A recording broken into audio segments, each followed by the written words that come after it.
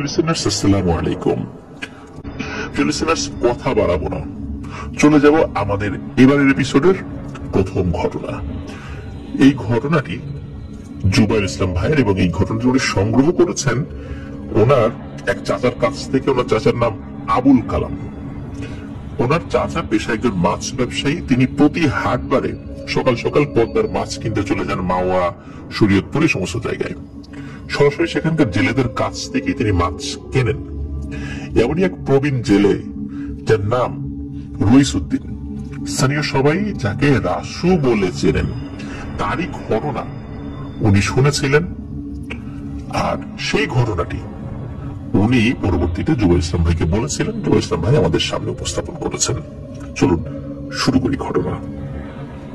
সাল 1988 কি 89। রাসু জেলের বয়স তখন 25 কি 26। টকবগে যুবক তখন তিনি। ভয় ডর বা অতিপ্রাকৃত কোনো কিছু তিনি গ্রাহ্য করেন না। সাহসী মানুষ হিসেবে এলাকায় তার বেশ নামডাক। এলাকার গণ্যমান্য ব্যক্তিরা রাত বিরেতে কোনো কাজ পড়লে ওনাকে তলব করতেন। তিনিও সাহসিকতার সাথে নিজের কাজ ঠিকভাবে সম্পন্ন করতেন। মানুষের বিপদ আপদে তাদের পাশে থাকতেন। জেলে পরিবারের হওয়ায় প্রায় তিনি তার জাল নৌকা নিয়ে রাতে বের হয়ে যেতেন মাছ ধরতে। পদ্মার বুকে রাত বিরেতে ঘুরে ঘুরে মাছ ধরতেন।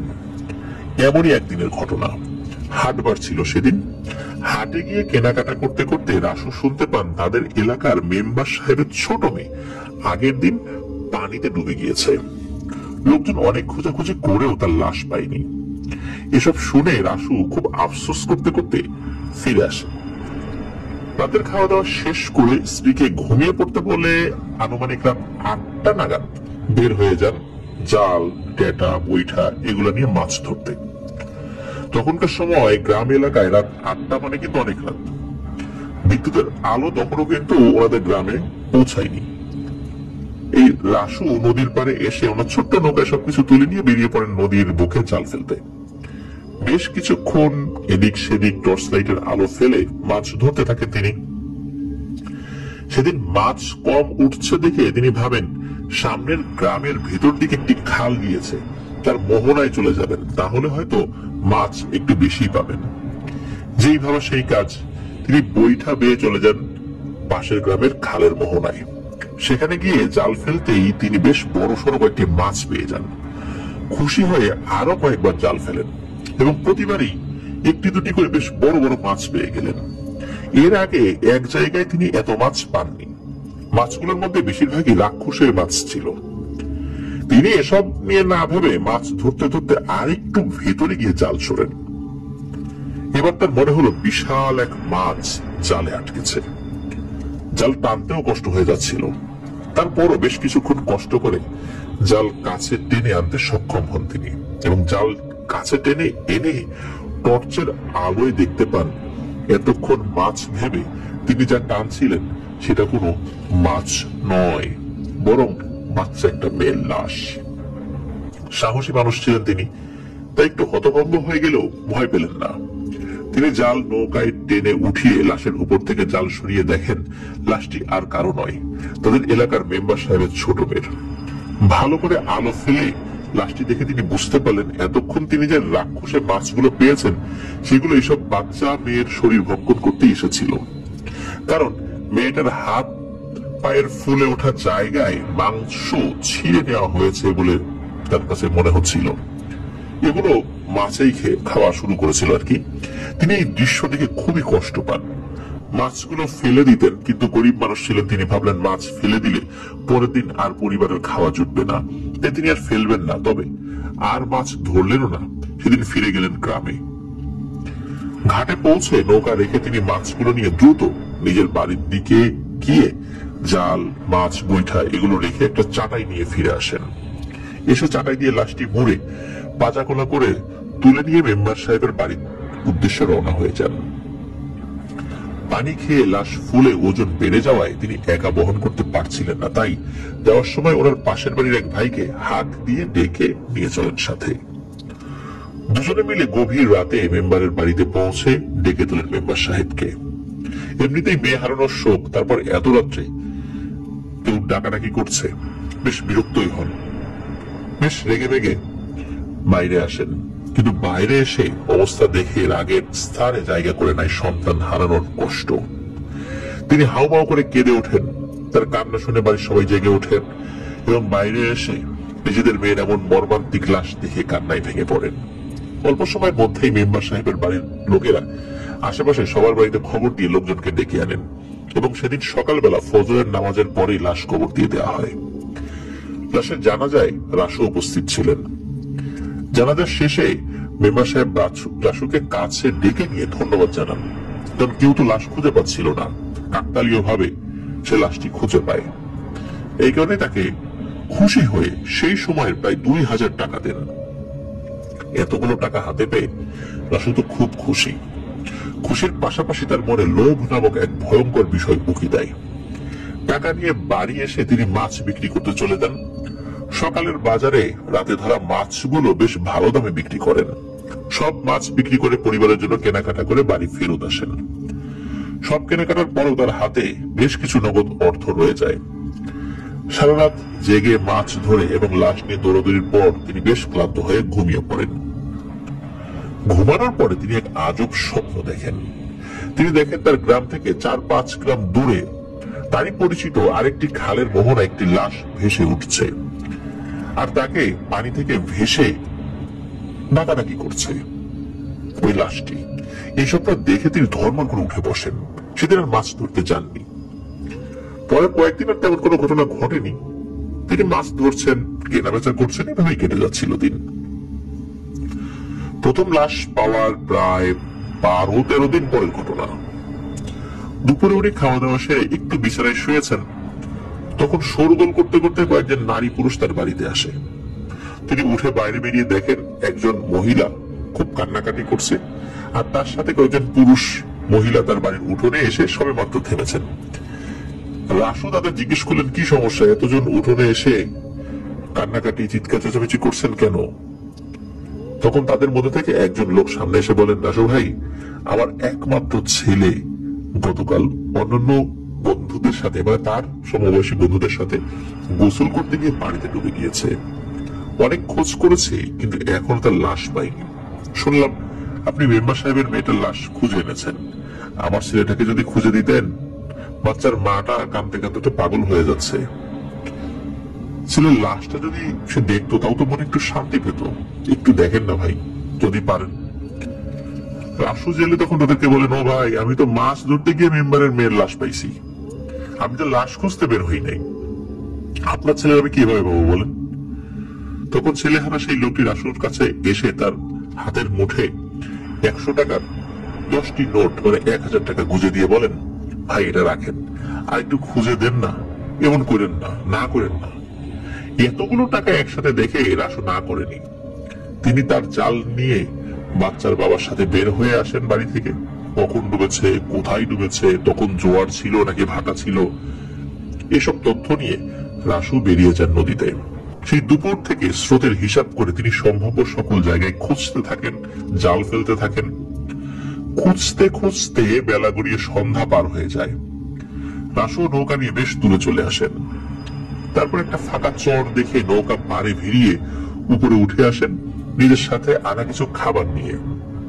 খাবার খাচ্ছিলেন আর চিন্তা করছিলেন যে লাশ যদি না পাই তাহলে তো টাকা ফেরত দিতে হবে। দোয়া করছিলেন যেন লাশটা পেয়ে যান। এসব ভাবতে ভাবতে তিনি উঠে দাঁড়িয়ে টর্চের আলো ফেলেন পুরো চরের উপরে। তখন হঠাৎ খেয়াল করেন তিনি যেখানে দাঁড়িয়ে তার ঠিক উল্টো দিকে চরের অন্য প্রান্তে একজন মানুষ বসে নদীর পানিতে হাত দিয়ে কি যেন করছে। রাসু ভেবে পেলেন না এই লোকটা আবার কোত্থেকে আসলো আর কখনই বা আসলো। এই চরে তো কোনো মানুষজন আসার কথা না, বিশেষ করে সন্ধ্যা করে থাকার কথা না, এই চরে কোনো ঘর বাড়িও নেই। তিনি ওই জায়গায় দাঁড়িয়ে ডাক দেন, ও ভাই, কে আপনি, ওইখানে কি করেন? কিন্তু ওই মূর্তিটি চুপচাপ নিজের কাজ করেই যাচ্ছে। রাসু আরো কয়েকবার ডাক দিয়ে সামনে তার দিকে এগিয়ে যান। কাছাকাছি পৌঁছেছেন এমন সময় অবয়বটি পেছনে না ফিরে সামনের পানিতে ঝাঁপ দেয়। রাসু দৌড়ে সেদিকে গিয়ে লোকটার আর কোনো চিহ্ন দেখতে পাননি, কিন্তু লোকটা যেখানে বসেছিল সেই স্থানে গিয়ে পানিতে লাইটের আলো ফেলে দেখতে পান একটা বাচ্চা ছেলের লাশ, যার অর্ধেক পানিতে আর বাকি অর্ধেক ডাঙায়। ডাঙার অংশটুকু থেকে বেশ কিছুটা ছিঁড়ে নেওয়া হয়েছে, যেমন একটা হাতে কোনো মাংস নেই এবং হাতের শেষ প্রান্তে ঘাড়ের কাছে বড় কামড়ের দাগ। জেলের মানুষ রাসু এই তল্লাটের সকল মাছ সম্পর্কে তার ধারণা আছে। তিনি বুঝতে পারলেন এটা কোনো মাছের কাজ না, মাছ এভাবে ডাঙায় উঠিয়ে খায় না। এর বেশি কিছু না ভেবে তিনি তাড়াতাড়ি নিজের নৌকায় গিয়ে সাথে আনা একটি চাটাই ও দড়ি এনে লাশটি বেঁধে ফেলেন। এগুলো আগে থেকে নিয়ে এসেছিলেন, যদি লাশ পান তাহলে এভাবে নিয়ে আসবেন এই চিন্তা করে। এখন সেটি কাজে লেগে গেল। এর মাঝে ওই বাচ্চা ছেলের বাবার বর্ণনার সাথে মিলিয়ে মোটামুটি নিশ্চিত হন এটাই তাদের ছেলে। লাশ বেঁধে টেনে তিনি নৌকায় নিয়ে আসেন।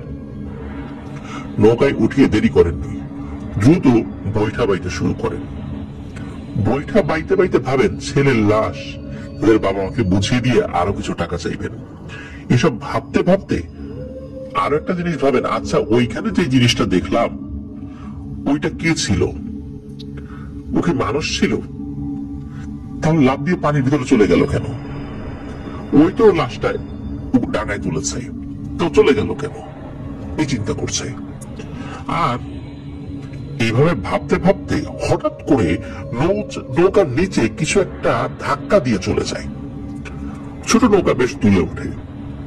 বড় কোনো মাছের ধাক্কা ভেবে রাসু নৌকা থামিয়ে জাল হাতে নেন, যদি মাছটা ধরা যায় এই ভেবে। জাল ছুড়ে রাসু দড়ি টানতে টানতে নৌকার মাথার দিকে চলে যায়। তখন নিচ থেকে আর একটা ধাক্কা দেয়। এবারের ধাক্কা হঠাৎ এবং বেশ জোরে হওয়ায় রাসুর টাল সামলাতে না পেরে পানিতে পড়ে যায়। প্রায় মিনিট খানেক পানিতে হুটোহুটি করে তিনি নৌকায় উঠে আসতে পারেন, আর উঠেই বুঝতে পারেন তিনি নৌকায় উঠে হয়তো ভুল করেছেন। নৌকায় উঠে তিনি দেখতে পান মানুষের মতো দেখতে, উলঙ্গ টাইপেরই হবে, একটি লালচে অবয়ব, তার সারা মাথায় জটের মতো চুল, লম্বা লিকলিকে হাত পা, তার মুখ চোখ নাক বলতে কিছুই নাই। সেখানে বিরাট একটা কালো গর্ত, আর গর্তের চারপাশে সরু সরু সাদা সাদা দাঁত, আর সেই দাঁত দিয়ে অবয়বটি বাচ্চাটির আরেক হাত সম্পূর্ণ মুখে পুড়ে দিয়েছে। এটা দেখে রাসু মারাত্মক ভয় পায়। রাসু নৌকায় উঠলেও অবয়বটি তাকে ভ্রুক্ষেপ করছে না, বরং লাশের হাত খাওয়ায় ব্যস্ত সে। রাসু প্রথমে ভয় পেল, খুব দ্রুত নিজেকে সামনে নিয়ে নৌকায় রাখা টর্চের আলোটি অবয়বটির শরীরে নিক্ষেপ করে। তখনই মূলত অবয়বটির শরীরের গঠন সম্পর্কে তার পুরোপুরি ধারণা হয়। যখনই আলোটা নিক্ষেপ করেছে, সাথে সাথে ওই অবয়বটি বিকট এক চিৎকার দিয়ে নৌকা থেকে লাফ দিয়ে পানিতে অদৃশ্য হয়ে যায়।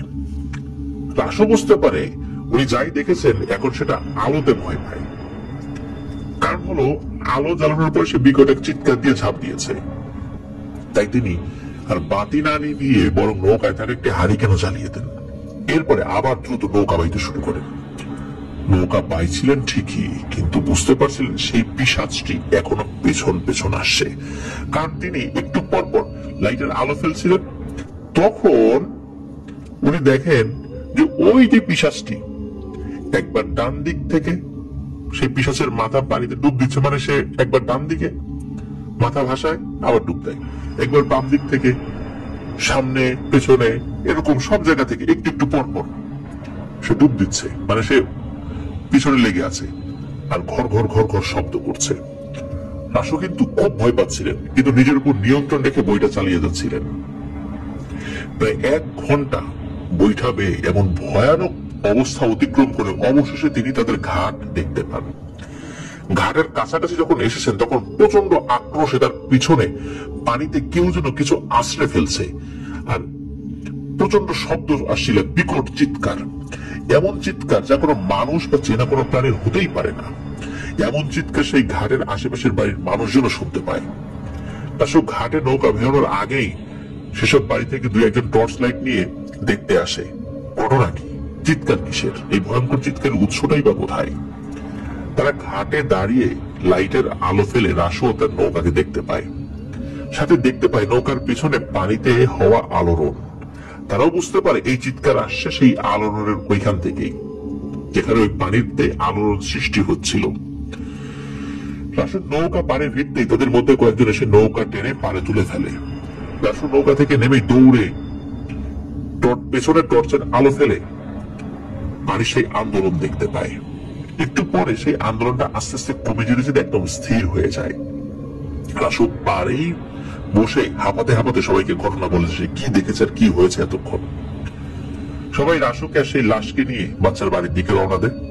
বাচ্চার বাড়িতে পৌঁছে লাশ হস্তান্তর করার সময় রাসু সেই বাচ্চার বাবাকে বলেন তিনি কত কষ্ট করে লাশটা এভাবে এনে দিয়েছেন, আর কি ঘটনা ঘটেছিল। রাসু আরো বলেন, ভাই আপনার কথায় আমি এত ঝুঁকি নিয়ে লাশটা আনছি, কিভাবে আনছি কি দেখছি সেটা যদি আপনারা বলি আপনি তো বিশ্বাসই করতে চাইবেন না, তারপরে বললাম।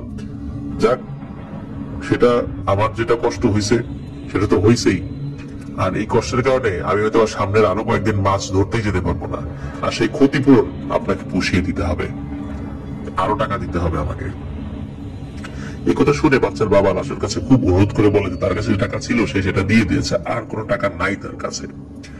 এসব শুনেও রাসু তো মানবেই না, চিৎকার চেঁচামেচি করে অস্থির করে ফেলেছে রাসু। তখন আশেপাশে যারা লোক ছিল তখন তারা বাচ্চার বাবাকে ধার স্বরূপ প্রায় 700 টাকা কালেকশন করে দিলে রাসু সেটা নেয়। রাসু টাকা দেখে সেই ভয়ানক পিশাচটির কথা বেমালুম ভুলে যায়। তারপর টাকা নিয়ে এসে আস্তে আস্তে বাড়ি ফেরত চলে আসে। এই দুটি লাশের খোঁজ এনে দেওয়ার পর এলাকায় রাসুর বেশ নামডাক পড়ে যায়। এরপরেও সে আশেপাশের বিভিন্ন গ্রামের বিভিন্ন পরিবারের সদস্যদের পানিতে ডুবে হারিয়ে যাওয়া লাশ খুঁজে এনে দেন। তবে সেই রাতের ঘটনার পর তিনি আর রাতে খুঁজতে বের হন না, দিনেই বের হন এবং সন্ধ্যা নামার আগে বাড়িতে ফেরত আসেন। রাতে মাছ ধরতে যাওয়া বন্ধ করে দিয়েছিলেন একরকম। সাথে কেউ গেলে যেতেন, কিন্তু একা যেতেন না। এতে করে তার ইনকামও কমে আসছিল, কারণ সবসময় তার পানিতে ডুবে লাশ হারিয়ে যায় না, তাই না? এভাবে কিছুদিন যাওয়ার পর হঠাৎ একদিন রাত্রে 3 জন লোক রাসুর বাড়িতে আসে। নিজেদেরকে পরিচয় দেয় এবং পরিচয় হিসেবে বলে তারা বেশ দূরের এক গ্রাম থেকে আসছে। তাদের মধ্যে একটু বয়স্ক যিনি, তিনি বলেন, রাসু ভাই, আমার ছেলে পানিতে ডুবে গিয়েছে, আজ সহ 3 দিন, অনেক খুঁজেও পাই নাই। এরপর ওর কাছে খবর নিয়ে জানতে পারি যে আপনার কথা, আপনার কাছে আসছি, শুনছি আপনি নাকি ডুবে যাওয়া লাশ খুঁজে দিতে পারেন। একথা শুনে রাসু বলেন, ভাই বাড়ি তো ঠিক আছে, কিন্তু আজকে তো হবে না, কালকে সকালে আসেন। আমি রাতের বেলা লাশ খুঁজি না, কারণ অনেক ভয়ানক ঘটনা ঘটছে এর আগে, আর এই কাজে কিন্তু আমি টাকা নেই, টাকা নিয়ে আসেন কালকে। তখন সেই লোক এগিয়ে এসে রাসুর হাতে নগদ 5,000 টাকা দিয়ে বলেন, এখানে 5,000 টাকা আছে, লাগলো আরো দিব, কিন্তু আর দেরি করতে পারবে না, এখনই যেতে হবে। এমনিতেই 3 দিন হয়ে গেছে, এরপরে মাছে খাওয়া শুরু করলে তখন তার লাশের কিছুই থাকবে না। ভাই 1988-89 সালের দিকে একসাথে 5,000 টাকা, এটা কিন্তু কম টাকা না প্রিয় লিসেনার্স, বুঝতেই পারছেন। আর এতগুলো টাকা একসাথে দেখে রাসুর মাথা তখন কাজ করা বন্ধ করে দেয়। সে রাজি হয়ে যায় এবং তাদেরকে বলেন, এখনই যাবো, ঠিক আছে, তবে আপনাদের যে কোনো একজনের আমার সাথে যেতে হবে, আর কতক্ষণ খোঁজ করা লাগবে তা তো জানি না, আপনাদের কেউ থাকলে লাশ খুঁজে পেয়ে তার কাছে বুঝিয়ে দিতে পারবো, তাহলে তারপর আমি বাসায় চলে আসবো। তখন সেই লোকটি নিজে যেতে রাজি হয় এবং তার সাথে আসা লোকদের বলে, তোমরা গিয়ে অপেক্ষা করো, আমি চলে আসবো তাড়াতাড়ি। রাসু তার জাল বৈঠা নিয়ে বের হয়ে আসেন। আস্তে আস্তে সেই লোককে সাথে নিয়ে নৌকায় উঠে লাশ করতে বের হয়ে যায়। নৌকা চলছিল, রাসু বাচ্চার বিষয়ে খোঁজ খবর নিচ্ছেন সেই লোকের কাছে, কোথায় ডুবেছে, কখন ডুবেছে, জোয়ার না ভাটায়। পদ্মার অভিজ্ঞ জেলে কিন্তু রাসু, তাই তথ্য নিয়ে সে সম্ভাব্য সকল জায়গার দিকে এগিয়ে যেতে থাকে। মূলত সে যে জায়গার দিকে যাচ্ছিল ওই জায়গার ওই অংশের নদীতে কিন্তু জোয়ার ভাটা হতো, পদ্মার সব জায়গায় কিন্তু জোয়ার ভাটা হয় না। তো আস্তে আস্তে রাত গভীর হচ্ছে, রাসু থেকে থেকে বিভিন্ন জায়গায় গিয়ে জাল ফেলে ফেলে দেখছিল। জালে লাশ না পেলেও মাছ পাওয়া যাচ্ছিল ভালো। সে মাছগুলো নিয়ে নৌকার মাঝের পাটাতনের নিচে রেখে দিচ্ছিল, তারপর আবার সামনে এগিয়ে যাচ্ছিল। এদিকে সেই লোকটি যে রাসুর সাথে এসেছিল সে চুপচাপ নৌকার আর এক প্রান্তে বসে পানির দিকে এক মনে কি যেন দেখছে। প্রথম কথা বললেও পরে সে আর তেমন কোনো কথাবার্তা বলছিল না। এদিকে খুঁজতে খুঁজতে প্রায় মধ্যরাত হয়ে গেছে। তখন রাসু লোকটিকে বললেন, ভাই লাশ পাই বা না পাই টাকা কিন্তু ফেরত চাইতে পারবেন না। একথা শুনে লোকটি শুধু বললেন হো, মানে হু বললেন, আর কিছু না। রাসু জেলে তার আন্দাজ মতো খুঁজতে থাকেন, নৌকা বাইতে থাকেন, সন্দেহ হলে কোথাও কোথাও জাল ফেলেন, কিন্তু লাশের দেখা তিনি আর পান না। এভাবে চলতে চলতে কোথায় চলে এসেছেন অন্ধকার রাতে ঠিক বুঝতে পারছিলেন না। এমন সময় লোকটা বলে ওঠে, সামনে একটা চর আছে, ওইখানে নৌকাটা একটু ভেরাও। রাসু চরে নৌকা ফেরার কথা শুনে আশ্চর্য হয়ে যান, আবার ভয় ভয়ও পান, কারণ এর আগের বার এই লাশ খোঁজার সময় চরের অভিজ্ঞতা কিন্তু তার মোটেও ভালো ছিল না। তিনি লোকটাকে বলেন, ভাই চরে নৌকা ফেরানো যাবে না, ঝামেলা আছে। তখন লোকটি তাকে বলেন, আরে ভয় পাও কেন মিয়া, আমি চোর ডাকাত না, আর তোমার কাছে এমন কি আছে যে আমি ডাকাতি করবো? এভাবে বেশ কিছুক্ষণ বোঝানোর পর অল্প সময় পারে ভেরাবেন, তবে উনি সাথে যাবেন এই হিসাবে রাজি হন। লোকটি সম্মতি দিলে নৌকা চরের পারে ভিড়িয়ে দুইজনে নেমে পড়েন। হেঁটে দুইজন চরের মাঝামাঝি আসার পর লোকটি ওনাকে দাঁড়িয়ে থাকতে বলে একটু সামনের দিকে এগিয়ে নদীর আরেক দিকে পাড়ের কাছাকাছি গিয়ে বসেন। রাসু খেয়াল করে লোকটির দিকে। রাসু জেলে দেখতে পায় যে লোকটি পানির কাছে গিয়ে হাঁটু মুড়ে বসে হাত দিয়ে পানিতে বাড়ি দিচ্ছে আর কিছু একটা বলছে। শুনে মনে হচ্ছিল সে কাউকে ডাকছে। রাসু জেলে বেশ অবাক হয়ে যান এমন কাণ্ড দেখে। সে পেছন থেকে লোকটিকে বেশ কয়েকবার ডাক দেয়, কিন্তু সেই লোক রাসুর ডাকে কান না দিয়ে একইভাবে বাড়িতে বাড়িতে থাকে এবং কিছু একটা বলতে থাকে। অল্প কিছুক্ষণ পরে যাদের আলোয় হঠাৎ রাসু ওই লোকটার সামনের দিকে পানিতে একটি আলোড়ন দেখতে পায়।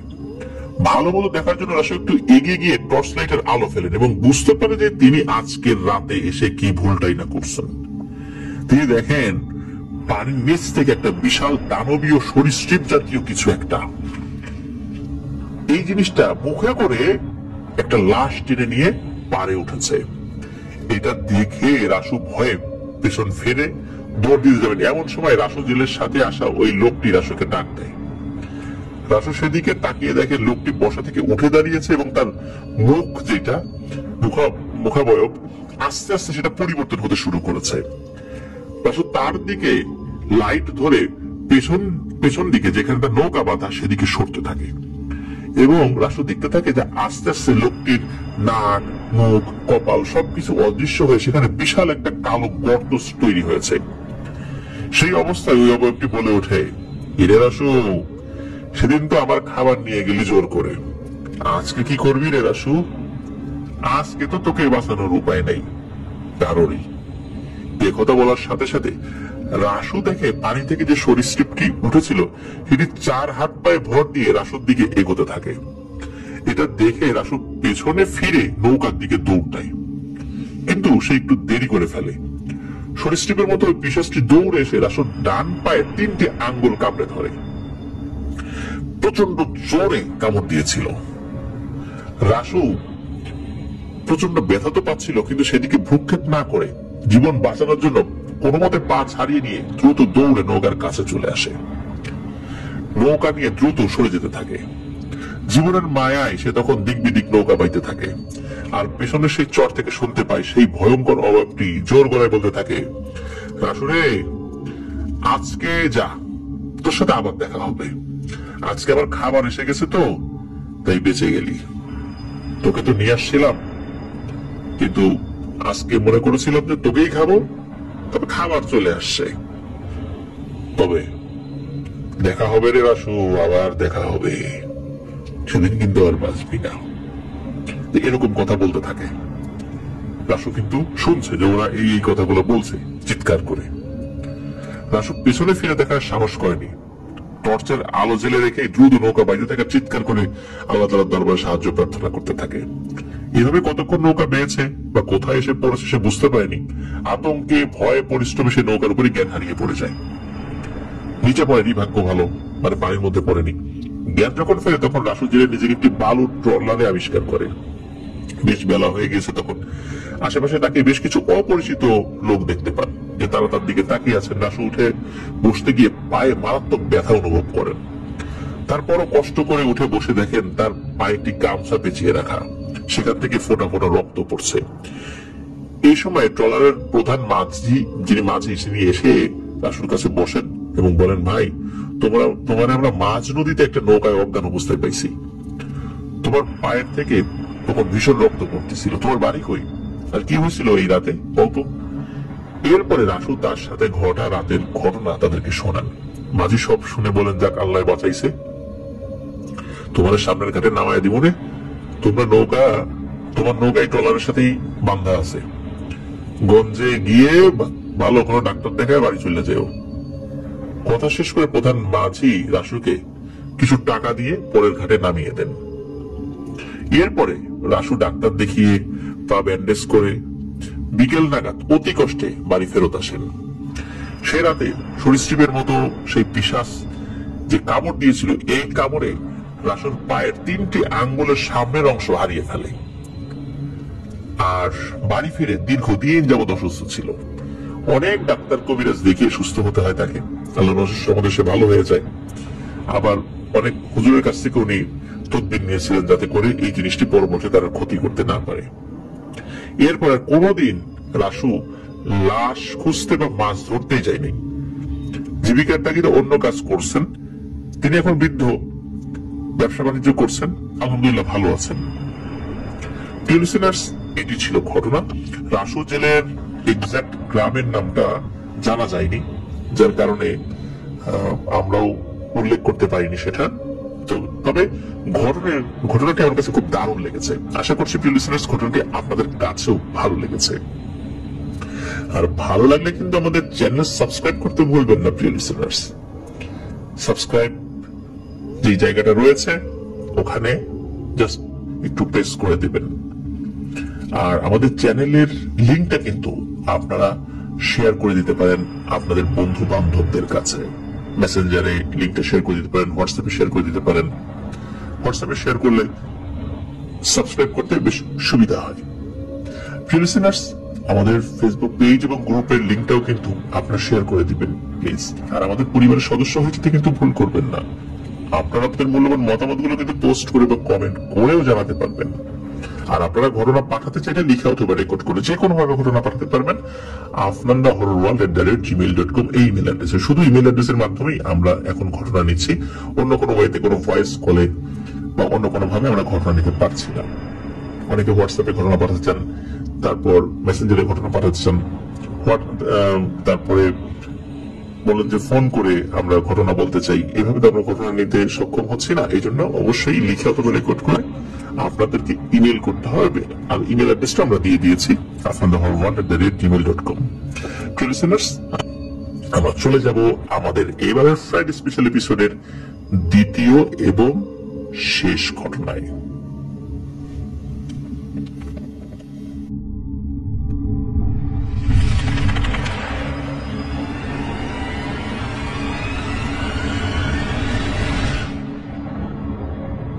লিসেনার্স, এখন যে ঘটনাটি আপনাদের সামনে উপস্থাপন করতে যাচ্ছি, এই ঘটনাটি যিনি আমাদেরকে দিয়েছেন সঙ্গত কারণে তার নামটি আমরা বলতে পারছি না, ছদ্মনাম ফাহিম দিলাম আমরা। উনি বর্তমানে ওমান প্রবাসী। চলুন শুরু করি ঘটনা। উনি যেভাবে ঘটনা পাঠিয়েছেন ঠিক সেভাবেই আপনাদের সামনে উপস্থাপন করছি। ঘটনাটি আমার সাথে ঘটা শুরু হয়েছিল একদম ছোট থেকে, আমার মায়ের মুখে শোনা। তখন আমার বয়স 2 কি 3 মাস।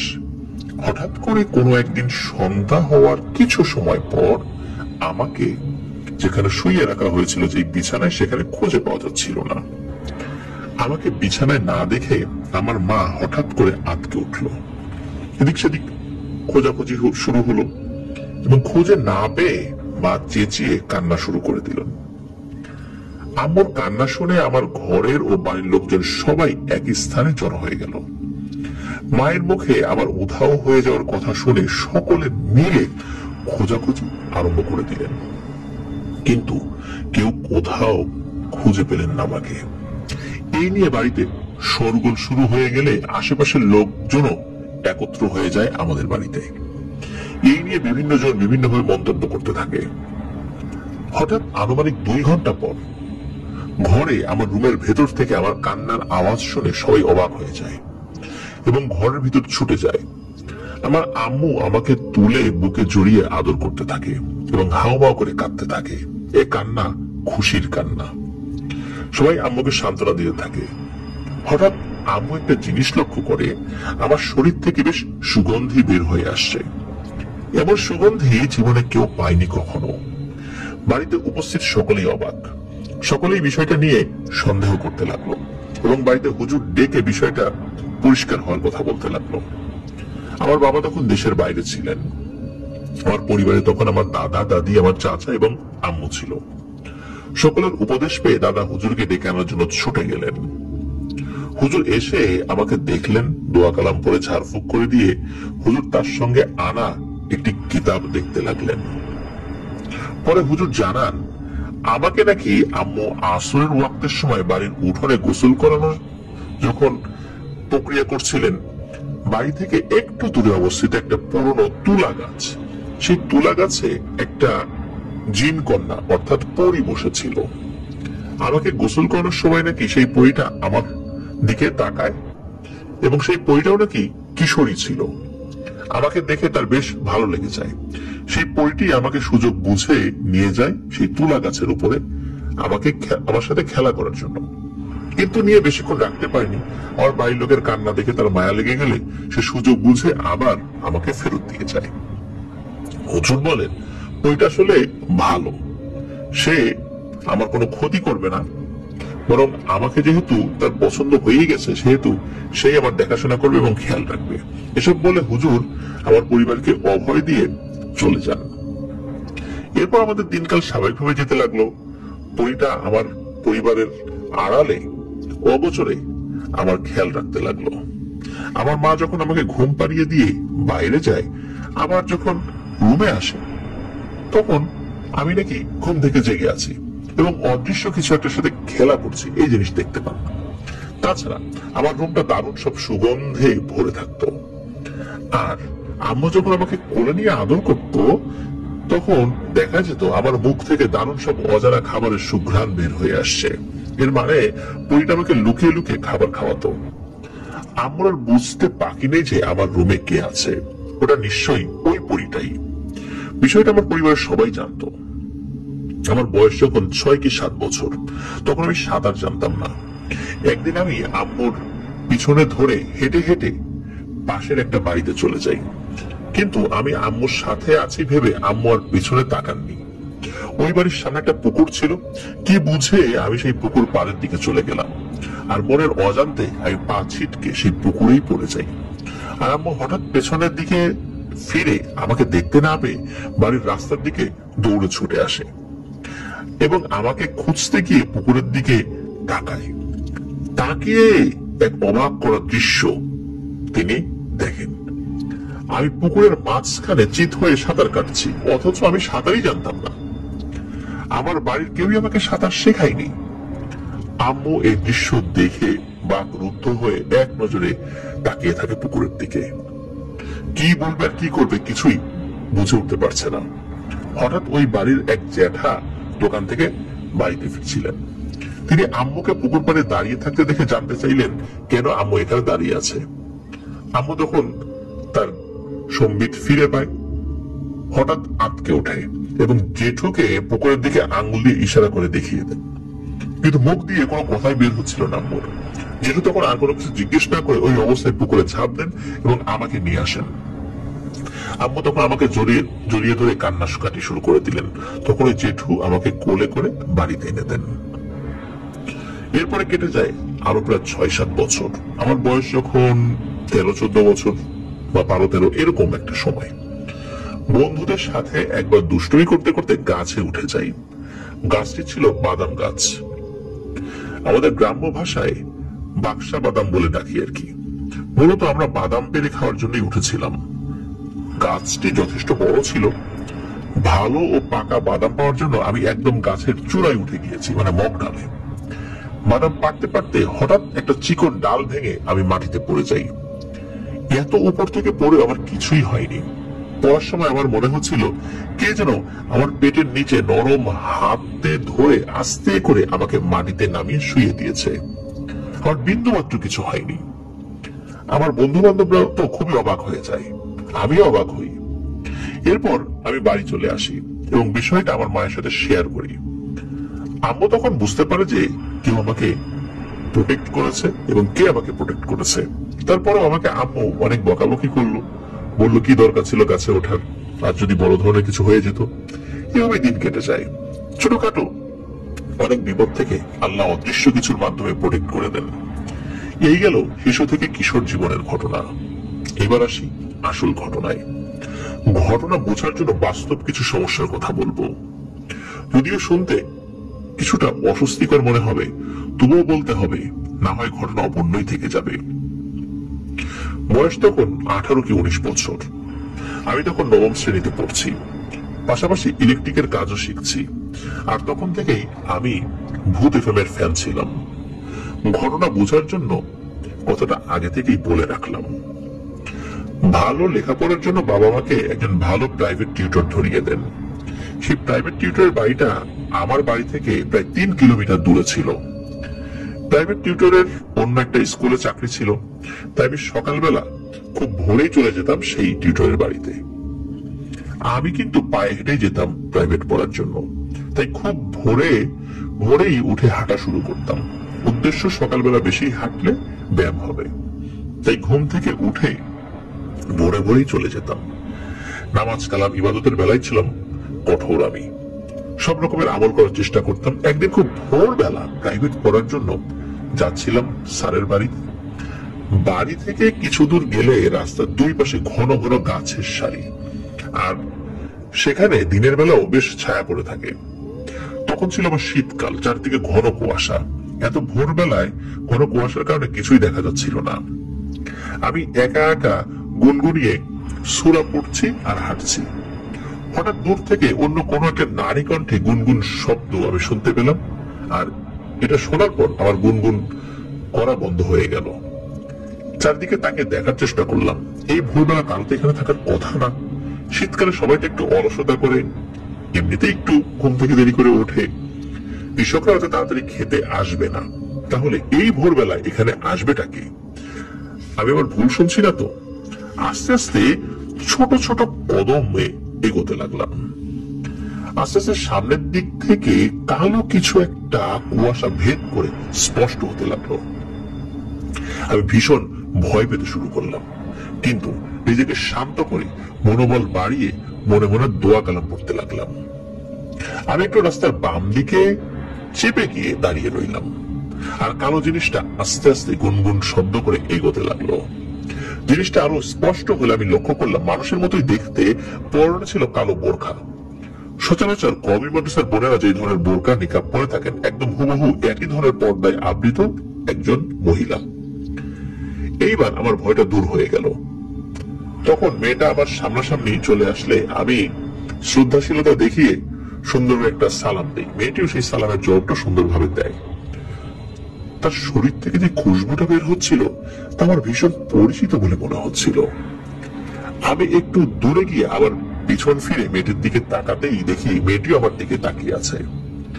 আমার চোখাচোখি হতে মেয়েটি বলে উঠলো, যেদিকে যাচ্ছেন সেদিকে যান, আবার কোনো একদিন দেখা হতে পারে হয়তো। মেয়েটির এই কথা শুনে আমি লজ্জা পেয়ে সামনের দিকে ঘুরে হাঁটা শুরু করলাম, আর মনে মনে নিজেকে তিরস্কার করতে লাগলাম। কিন্তু মেয়েটির কথা কিছুতেই আমার মাথা থেকে যাচ্ছিল না। তার কথাতেই আমার কানের গোড়ায় প্রতিনিয়ত ভেসে বেড়াতে লাগলো। মেয়েটি কথা কেন বললো, যে আবার কবে দেখা হবে, দেখা হলে কি বলবো তাকে, এইসব ভাবতে ভাবতে আমার দিন কাটে। কোনো কিছুতে মন বসছিল না। তার চিন্তায় আমি একটা ঘোরের মধ্যে ছিলাম বেশ কয়েকদিন। হঠাৎ একদিন রাতে আমি তাহাজ্জুদ পড়ে মনে যাতে অনেক কিছুই বলি, মনের সকল অশান্তি দূর করে দেওয়ার জন্য আল্লাহ তাআলার নিকট সাহায্য প্রার্থনা করি। আমার ওই সময়ের মনের অশান্তি বলতেই ছিল শুধু ওই মেয়েটাই। মূলত তার চিন্তা আমার মাথায় এসেছিল, এটা একটা মনের একটা অশান্তি ছিল। মূলত এই বিষয়টি ভেবে ভেবেই আমার দিন রাতের সুখটা হারাম হয়ে যাচ্ছিল। নামাজ শেষ করে ঘুমিয়ে পড়লাম। হঠাৎ ঘুমের মধ্যে আমি সেই একই মেয়েকে একই জায়গায় একই অবস্থায় দেখতে পাই, শুধু একটু পার্থক্য ছিল। প্রথম দিন আমি সেই মেয়েকে একা দেখেছিলাম, কিন্তু আজ দেখি তার সাথে আরো 2 জন মেয়ে। আমি ভাবলাম হয়তো তার বান্ধবী বা ক্লাসমেট হবে, এরকম কিছু। আমি মেয়েটিকে সালাম দিলাম। মেয়েটি সালামের জবাব দিলে সেটি শুধু বুঝতে পারি। বাদ বাকি সে কি সব বলছে ওদের কিছুই বুঝলাম না। এজন্য এক অন্য অদ্ভুত ভাষা। মেয়েটি যা যা বলার বলে চলে গেল। হঠাৎ ফজরের আজানে আমার ঘুম ভাঙলে বুঝতে পারি রাতের ঘটনাটি নিছক স্বপ্নই ছিল। যাই হোক, মেয়েটিকে দ্বিতীয়বার দেখার পর কিছুটা হালকা লাগছিল, তা স্বপ্নেই হোক আর যেভাবেই হোক। কিন্তু আমি লক্ষ্য করলাম আমার পুরো রুমটা এক ধরনের পরিচিত সুগন্ধে ভরে গেছে। এটি কি হচ্ছে? জিনিসটা যদি স্বপ্নই হয় তাহলে এই দারুণ সুগন্ধি আসছে কোথা থেকে? আমি একটা ঘোরের মধ্যে চলে যাই। হঠাৎ পাশের রুম থেকে আম্মুর ডাক, আমাকে নামাজের জন্য ডাকছে। আমি জবাব দিয়ে উঠে মসজিদে চলে গেলাম নামাজ পড়ার জন্য। মসজিদ থেকে এসেই সেই প্রাইভেটের উদ্দেশ্যেই বের হলাম ঘর থেকে। চারদিকে ঘন কুয়াশা। সেই স্বপ্নে দেখার মতোই বরাবর একইভাবে সেই মেয়েটি আমার সামনে হাজির হয়। আমি তো পুরোই হতভম্ব। এ কি করে সম্ভব? হুবহু স্বপ্নের মতো করে কিভাবে মিলে গেল? আমি মেয়েটিকে কি বলবো বুঝতে পারছি না। মনে মনে কিন্তু আমি ভীষণ খুশি। মেয়েটি আমাকে বলল, কি মিয়া, কি ভাবছেন? দেখাই তো হওয়ার কথা ছিল, তাই না? তাহলে তো কি ভাবছেন? কথা তো বলবেন নাকি? আমি আমতামতে করতে থাকলাম। মেয়েটি বলল, থাক, বলতে হবে না। রাত্রে আমাকে স্বপ্নে দেখেছেন, এটাই তো বলতে চাচ্ছেন? আমি তো অবাক। এটা কিভাবে সম্ভব? একদম স্বপ্নের ন্যায় কিভাবে মিলে গেল সব? আমি বললাম, হ্যাঁ। এরপর আমি আর কিছু বলার আগেই মেয়েটি চলে গেল। আমি আমার মতো করে হাঁটতে লাগলাম। একটু পর মেয়েটির দিকে ঘুরে দেখতে গেলে তাকে আর দেখতে পেলাম না। ভাবলাম হয়তো কুয়াশার কারণে দেখা যাচ্ছে না, এইভাবে আবার হাঁটতে লাগলাম। হঠাৎ একটা জিনিস আমার মাথায় এসে নাড়া দিল। মেয়েটিকে এই সময় কেন দেখি? আর স্বপ্নে দেখার পর আমার রুমে সেই সুগন্ধিটা কোত্থেকে এলো? বেশ কিছুক্ষণ এটা নিয়ে ভাবার পর বিষয়টা আমার কাছে তুচ্ছ মনে হয়। ভাবলাম যে কোনো কারণেই হতে পারে। এইভাবে কিছুদিন পর মেয়েটার সাথে আমার দেখা হয়ে যায়। তবে এবার বিভিন্ন সময় বিভিন্ন জায়গায় দেখা হয়, যখন আমি কোনো জায়গায় একা থাকি এবং অন্য কোনো লোক যেখানে থাকে না সেই সমস্ত জায়গায়। তখন আশেপাশে কোনো জনমানবের চিহ্নই থাকে না। এইভাবে মেয়েটার সাথে আমার এক ধরনের কেমন কেমন সম্পর্ক হয়ে যায়। এরপর থেকে মাঝে মাঝে আমি ঘুমের মধ্যে একজন বয়োবৃদ্ধ লোককে দেখতে পাই। বৃদ্ধের আকৃতি ছিল কিছুটা ভয়ঙ্কর, দেখতে মানুষের মতোই, কিন্তু চেহারায় রয়েছে অদ্ভুত এক ধরনের ভয়। বৃদ্ধের পরনে লম্বা কালো জুব্বা, মুখ ভর্তি লম্বা সাদা দাড়ি, হাতে লাঠি নিয়ে একটু কুঁজো হয়ে হাঁটে। তার চোখ দুটি আগুনের গোলার মতো। লেবাসটা ধার্মিক হলো, চেহারার দিকে তাকালে এক ধরনের ভয় কাজ করেই যায়। দেখা যাচ্ছে আমি বাজারে, মাঠে, ঘাটে যেখানেই যাচ্ছি সেখানে হাজার হাজার লোকের উপস্থিত থাকলেও সবার মাথার উপর দিয়ে ওই বুড়োটাকেই দেখা যাচ্ছে। মানে বুড়োটা একটু সবার থেকে লম্বাই ছিল দেখতে। যখন বুড়োটার চোখে আমার চোখ পড়তো তখন দেখতাম বুড়োটা আমার দিকে রাগান্বিত চোখে তাকিয়ে দাঁত কড়মড়িয়ে বিড়বিড় করে কিছু বলছে, যেটা আমি একটু বুঝছি না। এভাবেই কিছুদিন বুড়োকে দেখার পর হঠাৎ একদিন মেয়েটার সাথে আমার দেখা হয়ে যায় সন্ধ্যার কিছুক্ষণ পর। আমি সেদিন কাজ শেষ করে বাড়ি ফিরছিলাম।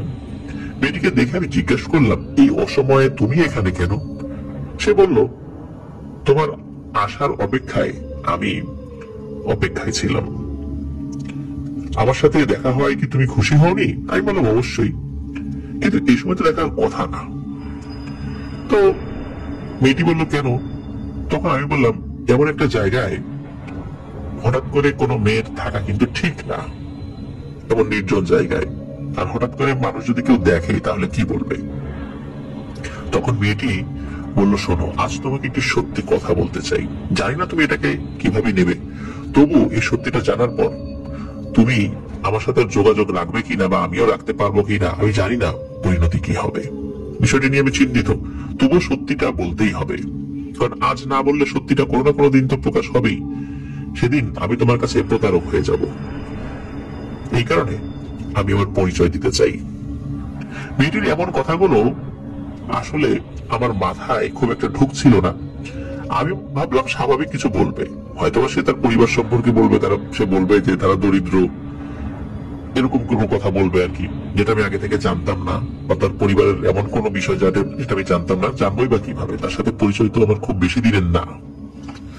তো এইসবই ভাবছিলাম, তখন মেয়েটি চোখের ভ্রু কুচকে আবারও আমাকে জিজ্ঞেস করলো যে কি সত্যিটা শুনবে তো? আমি যদিও শুনতে চাচ্ছিলাম না, তারপরও আমি বললাম ঠিক আছে, বলো কি এমন সত্য। তখন ওই মেয়েটি তার নাম বলে ইয়াসমিন। মেয়েটি বলে, তুমি আমাকে কতদিন ধরে চেনো? অল্প কয়েকদিন। আমি কিন্তু তোমাকে তোমার জন্মের পর থেকেই চিনি। এ কথা শুনে আমি বেশ অবাক হয়ে তার দিকে তাকিয়ে রইলাম। কিছুক্ষণ তাকিয়ে থাকার পর বললাম, আরে ধুর, তুমি আমার সাথে মজা করছো? মজা করার সময় পেলে না? এই অসময় আমার পথ আগলে দাঁড়িয়েছো এসব উদ্ভট কথা বলার জন্য? কাজের কথা বলো, না হলে আমাকে যেতে দাও, মানুষজন দেখলে খারাপ বলবে। মেয়েটি বলল, হ্যাঁ আমি তো যাবই, পথও ছেড়ে দিব, তবে আজ যে তোমায় কথা শুনতেই হবে। আমি আর দেরি করতে পারছি না, কারণ আমি জানি না কি হবে ভবিষ্যতে। হয়তো আরো অনেক পরে বলতাম, কিন্তু আমাকে জানাতেই হবে আমার আসল পরিচয়। আমি বললাম, কি এমন তোমার আসল পরিচয় বলো। মেয়েটি আমার দিকে কিছুটা তাকিয়ে তার দৃষ্টিটা নিচের দিকে ফিরে বলে, দেখো আমি তোমার বা তোমাদের মতো কেউ না, তোমাদের সমাজেরও কেউ না, আমি অন্য এক জাতির। তখন আমি তার এই বাক্য শুনে হতভম্ব হয়ে গেলাম। তাহলে তুমি কি ভিন্ন ধর্মী? অবশ্যই এটা হতে পারে না, ভিন্ন ধর্মী হলে তো তুমি বোরকা পরার প্রশ্নই আসে না। তাহলে তুমি কোন জাতি, কোন সমাজের কথা বলছো? কি এমন গোপন পরিচয় রয়েছে যেটা আমি জানি না? আমি জানতে চাই, সত্যিটা যত কঠিনই হোক বলো। তখন মেয়েটি বলল, আমি জিন সমাজের একজন। তখন এই কথা শোনার সাথে সাথে আমি কি যে চিন্তা করছি আমি নিজেও জানি না। আমি একটা ঘোরের মধ্যে চলে গেলাম। মাথাটা কেমন যেন বন বন করে ঘুরছে, এমন একটা অবস্থা, মাথাটা ব্যথা করছে, আমার মাথায় কিছুই ধরছে না। এরকম করতে করতে হঠাৎ আমি সেন্সলেস হয়ে ওখানে পড়ে গেলাম।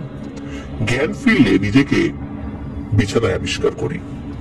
পরে আমার মাকে জিজ্ঞেস করলে জানতে পারি, তারা নাকি আমাকে আমার বিছানাতেই শোয়া অবস্থায় দেখতে পেয়েছে। মূলত আমার জ্ঞান ফিরে কয়েক ঘন্টা পর হঠাৎ মনে পড়ে গেল, আমি তো সেই মেয়েটার সাথে কথা বলা অবস্থায় ঘটনাস্থলে জ্ঞান হারাই। তাহলে বাড়িতে এলাম কিভাবে? কেউ ধরাধরি করে এনে দিলেও তো আমার বাড়ির লোক কেউ না কেউ তো জানবে। তার বাড়ির লোকজন কেউই দেখেনি আমি কিভাবে বাড়িতে এসেছি, তাও আবার আমার বিছানায়। এটা নিশ্চয়ই ওই মেয়েটার কাজ। সে যা যা বলেছে সবই কি সত্যি, নাকি সে মজা করেছে? আচ্ছা, সে যদি মানুষই হয় তাহলে শুধু ওই নির্দিষ্ট সময় কেন দেখা করে, যে সময় কোনো জনমানব রাস্তায় থাকার কথা না? তাহলে কি সে সত্যি বলছে? ব্যাপারটা কি আসলে? এসব বিষয়ে আমার পরিবার কিন্তু কিছুই জানে না এখনো। এরপর রাতের খাবার খেয়ে আমি আবার ওইসব কিছু চিন্তা করতে করতে ঘুমিয়ে পড়লাম। হঠাৎ মাঝ রাতে আনুমানিক 3টার সময় হবে, আমার রুমের পেছনের টিনে 3টা আঙ্গুলের টোকা পড়ার শব্দ। আমি ভাবলাম রাতের বেলা কুকুর হয়তো ওখানে বসে আছে, হয়তো লেজ দিয়ে বাড়ি দিয়েছে টিনের মধ্যে, কিন্তু না। একটু পর ওই দিক থেকে আমার নাম ধরে মেয়েলি কণ্ঠে ডাকছে। এ কি, এ তো সেই মেয়েটি। তার ডাক শুনে আমি শোয়া থেকে উঠে বসে গেলাম। মেয়েটি আবার আমার নাম ধরে ডেকে বলল, বাইরে এসো, কথা আছে। আমি তার কথা মতো বাইরে বেরিয়ে সেই রুমের পিছনে চলে যাই। দেখি সেখানে কিছুই নেই, কিন্তু সেখান থেকে চমৎকার একটি সুগন্ধি পাচ্ছি। তাহলে কি সেই পুরীটাই সত্যি এসেছে? এটা তো তারই সুগন্ধি। আবারও আমার নাম ধরে তার ডাক পড়লো। আমি তাকিয়ে দেখি সে আমার বাড়ির কোণে সেই তুলা গাছটির নিচেই দাঁড়িয়ে রয়েছে। আমি সাথে সাথে ছুটে গেলাম সেখানে। সে আমাকে জিজ্ঞেস করলো, এখন কেমন আছো? আমি বললাম, ভালো আছি। মেয়েটি বললো, আমি জানি তোমার মনের মধ্যে কি চলছে, কিন্তু কিছুই করার নাই, এটাই সত্য। তোমার উপর আমার নজর সেই শৈশবকাল থেকেই। তুমি জানো আমার বয়স কত? আমি বললাম, তুমি না বললে আমি কিভাবে জানবো? সে বলল, আমার বয়স 150 বছর। তার বয়সের কথা শুনে আমার চোখ কপালে, মনে হচ্ছিল আবার সেন্সলেস হয়ে যাব, কিন্তু না। মেয়েটির একটা কথা আমার সান্ত্বনা ফেরত আসলো। সে জানায় তাদের নাকি অনেক লম্বা হায়াত। তার বয়স অনুযায়ী সে এখন কিশোরী মাত্র। তাদের ভেতরে এমন অনেকেই রয়েছে যারা অনেক নবী রাসূলদেরকেও দেখেছেন, অনেকে সাহাবায়ে কেরামদেরকেও দেখেছেন। এসব শুনে আমি তার দিকে অবাক নজরে চেয়ে রইলাম আর ভাবতে লাগলাম, ও বলছেটা কি? আমার বয়স 20-এর কোটায়, আর ওর বয়স 150 বছর। কিভাবে কি? সে বলল, এতদিন ধরে তোমাকে পাহারা দিয়ে আমি নজরে নজরে রেখেছি, উপযুক্ত সময় হওয়ায় তোমার সামনে আমি প্রকাশ হয়েছি, কিন্তু পরিচয় দিতে চাইনি, আরো পরে পরিচয় দিতে চেয়েছিলাম, কিন্তু কোন একটি কারণে আমি পরিচয় দিয়ে দিলাম। এর মধ্যে ইয়াসমিন আমাকে বলে, আমার সাথে আমাদের দেশে যাবে। একথা শুনে আমি হঠাৎ চমকে উঠলাম। সে এইভাবে আমাকে তার দেশে নিয়ে যাবার প্রস্তাব করবে আমি ভাবতেও পারিনি। আমি বললাম, তোমাদের দেশ মানে? তোমাদের দেশে কেন যাব? না না, তুমি আমার দেশ, আমার বাড়িঘর ছেড়ে আমাকে কোথাও নিও না, আমি কোথাও যেতে পারবো না। তখন ইয়াসমিন বলল, তুমি কি ভয় পাচ্ছ নাকি আমার সাথে যেতে? ভয়ের কিছু নেই, আমি তোমাকে আবার এখানে দিয়ে যাব। আজকে আমাদের দেশে আমার এক প্রতিবেশীর বিয়ে, তোমাকে আমাদের দেশ ঘুরে দেখাবো, দেখবে আমাদের সংস্কৃতি, বিয়ে অনুষ্ঠান এগুলো কেমন হয়। আমি তখন বিয়ের অনুষ্ঠানের কথা শুনে যাওয়ার জন্য একটু লোভ হলো, মূলত সেগুলো দেখতে কেমন হয় তা দেখার জন্য। মা দাদিদের মুখে শুনতাম পরিদের রাজ্যের বিভিন্ন ঘটনা, কিন্তু আজ স্বয়ং যাওয়ার প্রস্তাব পেয়ে হঠাৎ যাওয়ার আগ্রহ জেগে বসলো। তখন আমি বললাম, আচ্ছা যেতে পারি, কিন্তু একটা শর্তে, আমাকে কিন্তু আবার এনে দিতে হবে, আমি কিন্তু সেখানে থাকতে পারবো না। মেয়েটি বলল, আচ্ছা সমস্যা নেই, রাতের মধ্যেই আবার তোমাকে পৌঁছে দেবো ইনশাল্লাহ। আমি বললাম, দাঁড়াও, আমি জামা কাপড় পরিবর্তন করে আসি। মেয়েটি বলল, কিচ্ছু লাগবে না, চোখটা বন্ধ করো। আমি চোখ বন্ধ করে আবার খুলে দেখি অবাক কাণ্ড, আমার সম্পূর্ণ সাজসজ্জা পাল্টে গেছে। খুব সুন্দর একটা পাঞ্জাবি পাজামা আমার পরনে। আমি তার দিকে তাকিয়ে জিজ্ঞেস করতে যাব, ওই মুহূর্তে সে মুচকে একটা হাসি দিয়ে বলল, অবাক হওয়ার কিছু নেই, চলো। আমি বললাম, আচ্ছা তোমাদের দেশ কোথায়? তখন সে একটি জায়গার নাম বললো, সেটি ঠিক মনে নাই আমার। সেখানে নাকি মানুষের যাওয়ার সাধ্য নেই, যদি কোনো জিন বা পরী কাউকে সাথে করে নিয়ে যায় তাহলেই সম্ভব। এই বলে মেয়েটি আমাকে আবারও বললো, চোখটা বন্ধ করো। আমি সাথে সাথে বাধ্য ছেলের মতো চোখ বন্ধ করলাম। একটু পর আমি অনুভব করলাম আমি যেন শূন্যে ভাসছি, কিন্তু ও বলার অপেক্ষায় চোখ খুলছি না, কোথায় যেন ভেসে ভেসে চলে যাচ্ছি। সে কিন্তু আমার হাত ধরে আছে। হঠাৎ চোখ খুলতে বললে আমি চোখ খুলে অবাক হয়ে গেলাম। দেখলাম সেখানে সম্পূর্ণ দিন, কিন্তু কোনো সূর্য নেই। এত সুন্দর দিনের আলো, চারদিকে চির সবুজের বাগান, ফুলে ফলে দারুণ সুঘ্রাণে ভরপুর চারদিক। সেখানে গিয়ে আমি অনেকক্ষণ ঘুরলাম ওর সাথে। একটু পর মেয়েটি আমাকে, মানে ইয়াসমিন আমাকে বলল, চলো আমরা বিয়ের অনুষ্ঠানে যাই। আমি বললাম, আচ্ছা চলো, দেখে আসি তোমাদের এখানে কিভাবে বিয়ে হয়। তখন ওর সাথে আমি হাঁটা শুরু করলাম। হঠাৎ কিছু দূর গিয়ে দেখি একটা নদী, নদীর ওপর একটা বিশাল বৃক্ষ, খুব সুন্দর বৃক্ষটি। এই বৃক্ষের নিচে অনেকগুলো মানুষের সমাগম দেখা যায়। আমি বললাম, ওখানে তো মানুষ কেন? ইয়াসমিন নামের পরিণামাকে বলল, আমরা এখন ওখানেই যাব, সেখানে বিয়ের অনুষ্ঠান চলছে, গেলেই দেখবা। আমি বললাম, বেশ, তো যাবো কিভাবে? নদী পার হবো কিভাবে? এখানে তো কোনো নৌকাও নেই। সে বললো, কোনো চিন্তা নেই। নদীতে ছিল অসংখ্য জাতের সুন্দর সুন্দর ফুল, যেগুলোর পাতা বেশ বড় বড়। ইয়াসমিন আমাকে বলে, ওই ফুলের পাতার উপর হাঁটতে। আমি অবাক হয়ে বললাম, আরে বলো কি তুমি, এই পাতার উপর দিয়ে কিভাবে হাঁটবো? পড়ে যাবো না? তখন সে বলল, আরে কিচ্ছু হবে না, তুমি আমার পেছন পেছন আসো। আমি সেটাই করলাম। অবশেষে নদী পার হয়ে যাই এবং পার হয়ে সেই বৃক্ষের নিচেই গেলাম। গিয়ে দেখি বেশ সুন্দর জাঁকজমকপূর্ণ জমকালো আয়োজন, সুন্দর সুন্দর খাবার বানিয়ে বড় বড় টেবিলে সারি সারি ভাবে সাজিয়ে রাখা আছে। হরেক রকম ফল ফলাদি, হাজার আইটেমের মিষ্টান্ন জাতীয় খাবার, একদম চোখ ধাঁধানো আয়োজন। সেখানে বেশিরভাগই অল্প বয়সী যুবতী মেয়ে, অন্যান্য বয়সের নারী পুরুষও আছে, তবে সংখ্যায় তারা বেশ কম। বেশ কয়েকটা তরুণী ইয়াসমিনের সাথে আমাকে দেখে একজন আরেকজনের সাথে কানাকানি করে কিছু বলছে। আর আমার অবশ্য মনে মনে একটু ভয়ও কাজ করছিল, এখানে সবাই জিন জাতি আর আমি একলাই মানুষ, আমার যদি কিছু করে ফেলে। মনে মনে আবার একটু সাহস সঞ্চয় করে নিলাম। আমি তো নিজে থেকে আসিনি, আমাকে আনা হয়েছে, যা বোঝার ইয়াসমিন বুঝবে। এক পর্যায়ে বর এবং কনেকে নিয়ে আসা হলো পালকিতে করে। হঠাৎ করে যে দৃশ্য দেখলাম সেটা দেখার জন্য আমি মোটেও প্রস্তুত ছিলাম না। স্বপ্নে দেখা সেই অদ্ভুত বৃদ্ধটি এইখানে বসে আছে একটা বড় সোনালী চেয়ারে। মূলত বিয়ের কাজটি ওই বৃদ্ধ লোকটি সম্পন্ন করবেন। আমি ইয়াসমিনকে হাত দিয়ে টাচ করে ইশারা দিয়ে বললাম, এই বৃদ্ধ লোকটিকে? তাকে তো আমি বেশ কয়েকবার স্বপ্নে দেখেছি, ইনি এখানে কেন? ইয়াসমিন তখন আমাকে অবাক করে দিয়ে জানায়, এই বৃদ্ধ লোকটি তার দাদু, তাদের এলাকার জিন সমাজের মুরব্বী। আমি তখন আর কিছুই বললাম না। হঠাৎ একসময় বৃদ্ধ তার দৃষ্টি আমার দিকে পড়ে। আমাকে দেখার সাথে সাথে বৃদ্ধের চেহারা কেমন যেন রাগে লাল হয়ে যেতে লাগলো, সেই স্বপ্নে দেখার মতো। আমি বেশ ভয়ে পেতে লাগলাম। মনে মনে চিন্তা করছি কখন বাড়িতে ফেরত আসবো। ইয়াসমিনকে বললাম, আমাকে বাড়িতে দিয়ে আসো, আমি এখানে থাকতে পারছি না, আমার ভীষণ ভয় করছে। ইয়াসমিন বলে, আমি বুঝতে পেরেছি তুমি কিসের ভয় পাচ্ছ, ভয় পেও না, আমি যতক্ষণ তোমার সাথে আছি ততক্ষণ তোমার কোনো ভয় নেই। কিন্তু না, ওর এই কথায় তবু আমার সান্ত্বনা মিলছে না, আমার কিছুই ভালো লাগছে না। অপেক্ষা ছিলাম কতক্ষণে বিয়েটা শেষ হবে আর কখন বাড়ি ফিরবো। আমি এত টেনশনে ছিলাম যে এত রঙের বাহারি লোভনীয় খাবারগুলোর প্রতি আমার কোনো আগ্রহ কাজ করছিল না। আমি সেখানে কিচ্ছু খাইনি। অতঃপর বিয়ের কাজ সম্পন্ন হলে ইয়াসমিন আমাকে বলে, চলো তোমাকে পৌঁছে দিয়ে আসি। আমি এবার যেন হাফ ছেড়ে বাঁচলাম। আসার সময় আমরা একটা গাছের বাগানের ভেতর দিয়ে হাঁটা শুরু করলাম। হাঁটতে হাঁটতে ইয়াসমিন আমাকে বলে, তুমি কেন এত ভয়ে ছিলে তা আমি জানি, এবং এই কারণেই আমি তোমাকে আমার পরিচয়টা তাড়াতাড়ি দিয়েছি। আমি বললাম, তুমি জানতে, তাহলে বলো কি জানতে। আমাকে অবাক করে দিয়ে সে বলা শুরু করলো, আমার দাদু তোমাদের মানব সম্প্রদায়কে কিছুতেই সহ্য করতে পারেন না, তাই তিনি যখন বুঝতে পারলেন আমি কোন একটা মনুষ্য সন্তানের সাথে দেখা করি, তখন থেকে তিনি আমাকে ফলো করতেন। আমি বললাম, কেন তিনি কেন মানুষকে দেখতে পারেন না, তার কারণটা কি? মেয়েটি বলল, আমার বাবার করুণ মৃত্যুই হলো তার কারণ।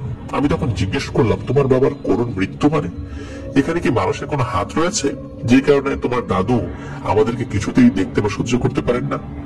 মেয়েটি জয় বলল, হ্যাঁ, মনুষ্য জাতি হলো আমার বাবার মৃত্যুর কারণ। তুমি কি জানো আমার বাবার সাথে কি হয়েছিল? সে করুণ ঘটনা। সে বলতে থাকলো সেই ঘটনাটি। একদিন আমার বাবা তোমাদের এই জগতে এসে রাতের বেলা কোনো একটা রাস্তা দিয়ে হাঁটছিলেন, চাঁদনি রাত। হঠাৎ আবহাওয়া খুব সুন্দর হয়, বাবা একটি খেজুর গাছের নিচে বিশ্রাম করার জন্য বসে পড়েন। মনের অজান্তে ঘুমিয়ে পড়েন। সেই পথ দিয়ে একজন কবিরাজ কোনো এক বাড়ি থেকে কবিরাজি শেষ করে ফিরছিল। হঠাৎ কবিরাজ আমার বাবার কাছাকাছি এলে কোনো কারণে সে বুঝতে পারে এখানে অস্বাভাবিক কোনো কিছুর উপস্থিতি রয়েছে। কবিরাজ তখন আমার বাবাকে দেখে সন্দেহ করে বসে, কিন্তু আমার বাবা তখনও ঘুমের ঘরে ছিলেন এবং মনুষ্য অবয়বে ছিলেন। কবিরাজ সেই সুযোগে আমার বাবার উপর তার তন্ত্রবিদ্যা প্রয়োগ করে এবং আমার বাবাকে সে তার জাদুবিদ্যা দিয়ে বন্দী করে ফেলে। মূলত সে তার স্বার্থ হাসিল করার জন্যই আমার নিরীহ বাবাকে সে বন্দী করেছিল। সে ভেবেছিল আমার বাবাকে বশ করে যে সকল কাজ মানুষের পক্ষে করা অসম্ভব, সেই সকল কাজ আমার বাবাকে দিয়ে সহজেই করিয়ে নিয়ে তার শক্তি দিন দিন বাড়িয়ে নেবে। কিন্তু তার এই সমস্ত প্রস্তাবে আমার বাবা সাড়া দেননি। কবিরাজ আমার বাবাকে জোর করতে থাকে বারবার। আর আমার বাবা কড়াকড়ি ভাবে জানিয়ে দেন যে তার পক্ষে কিছুতেই এমন নোংরা এবং শরীয়ত বিরোধী কাজ করা সম্ভব নয়, কারণ আমার বাবা একজন পরহেজগার জিন ছিলেন। এসব বলাতে কবিরাজ বাবার উপর তার জাদুবিদ্যা ক্রমাগত প্রয়োগ করতে থাকে এবং নির্যাতন করতে থাকে। কিছুদিন বন্দী করে জাদুবিদ্যা প্রয়োগ করার ফলে আমার বাবা মারা যান। আর বাবার মৃত্যুর শোকে আমার মাও একসময় অসুস্থ হয়ে তিনিও ইন্তেকাল করেন। আমার দাদা বুঝতে পারেননি আমার বাবা কোথায়। ওই কবিরাজ কিছু তন্ত্রমন্ত্র জানতো, যার কারণে আমার বাবাকে খুঁজে পাওয়া সম্ভব হচ্ছিল না। এমন একটি করুণ ঘটনা ঘটেছে আমাদের পরিবারে, আর এর জন্য দায়ী হলো সেই কবিরাজ। আর এই অপরাধের কারণে সেই কবিরাজ সহ তার বংশকে নির্বংশ করে দেয় আমার দাদার সৈন্য জিনেরা। তারা যখন বুঝতে পারে যে এই কবিরাজ আমার বাবাকে আটকে রেখে হত্যা করেছে, সেই থেকে আমার দাদু মনুষ্য জাতিকে ঘৃণার নজরে দেখেন। আর তাই তোমার সাথে কথা বলা আমার দাদু পছন্দ করে না বলে আমাকে অনেকবার বারণ করেছে আমি যেন তোমার সাথে আর না মিশি। কিন্তু আমি দাদুর নিষেধকে অমান্য করে তোমার সাথে দেখা করতাম। এতে আমার দাদু খুব ক্ষুব্ধ হন আমার উপর, কিন্তু বাপ মাহারা আদরের নাতনি বলে আমাকে কিছুই করতে না পেরে তোমাকে ভয় দেখায়। কিন্তু তুমি তো কিছুই বুঝতে পারোনি ভালো করে। আমি তখন বললাম, ও আচ্ছা, তাহলে এই ব্যাপার। যাই হোক, এই নিয়ে তার সাথে আমার আরো অনেক কথা হয়। হঠাৎ হাঁটতে হাঁটতে ইয়াসমিন আমাকে একটি কবরের সামনে নিয়ে গেল। সেই কবরের দিকে ইশারা দিয়ে বলল, এটাই আমার বাবার কবর, আর পাশে ওই যে আর একটা কবর দেখছো, ওটাই আমার মায়ের কবর, যে আমার বাবার শোকে মারা গিয়েছিল। একটু পর সে আমাকে চোখ বন্ধ করতে বলে, আর কিছুক্ষণ পর চোখ মেলে দেখে আমি সেই আগের জায়গাতেই আছি, আমার পরনেও সেই আগের পোশাক। যাই হোক, বেশ কিছুদিন পার হয়ে যায়। হঠাৎ ইয়াসমিন আমার কাছে আসা বন্ধ করে দেয়। আসলে কাছে আসা বন্ধ হয়ে যায় আর কি। কি হয়েছে কিছুই বুঝতে পারি না। সে কেন আসে না, আমার সাথে কেন সে কথা বলে না, এসব নিয়ে আমার বাড়ে দুশ্চিন্তা। তার সাথে যেসব জায়গায় দেখা হতো সেই সব জায়গায় গিয়ে বসে থাকতাম, তার আসার অপেক্ষা করতাম, কিন্তু না, সে আসে না। এভাবে কাটতে লাগে আমার দিন রাত। হঠাৎ একদিন রাতের বেলা আধো আধো ঘুম চোখ, কান আমার ঠিকই সজাগ রয়েছে, রাত প্রায় 2:30 কি 3টা হবে। হঠাৎ আমার রুমটা কেমন জানি ভারী ভারী গরম হয়ে গেল। একটা বন্ধ আবদ্ধ রুমে 4 দেয়ালের ভেতরে একটি ভ্রমরকে ছেড়ে দিলে যেরকম একটা ঘুম ঘুম শব্দ হবে, সেই রকম একটা শব্দে আমার চারদিক কেমন যেন মুখরিত লাগছে।